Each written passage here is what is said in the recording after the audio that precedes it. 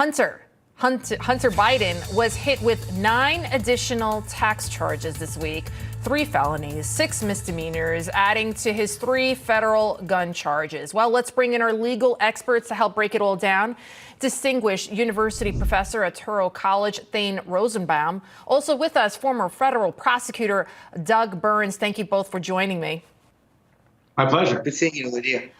Doug, what do you think about these charges? I mean, he's facing 17 years behind bars. We talked about it a little earlier about federal prosecutors, their success rate. What is it, like 97%? What do you think's going to happen with Hunter? I know his attorney's already saying that he's going to file a motion to dismiss. Do you think Hunter can beat these charges?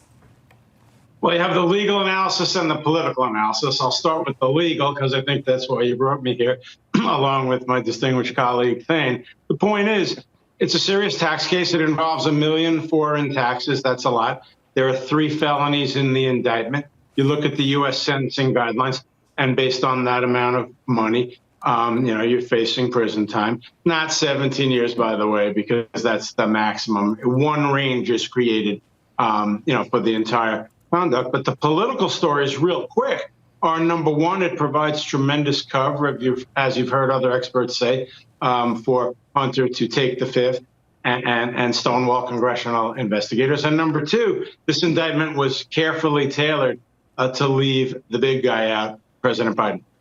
That's interesting, because I think at the end of the day, that's what matters most. It's about Joe Biden, because Thane, Hunter Biden is an admitted drug addict.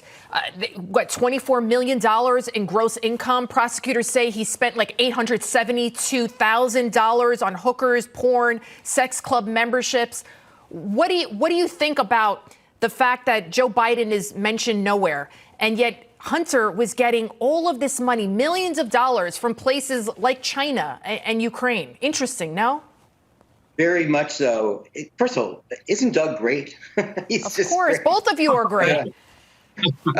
Let me just say that I think implicitly, Lydia, it is implicating Joe Biden. Why?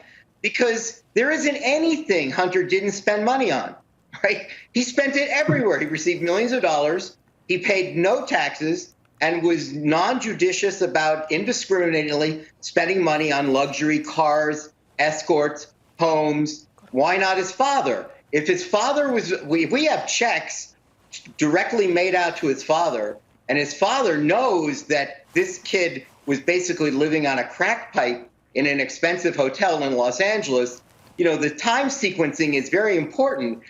Biden family somehow benefited financially from all of these influence peddling experiences that Hunter had overseas. And so the fact that the numbers are so glaring, right?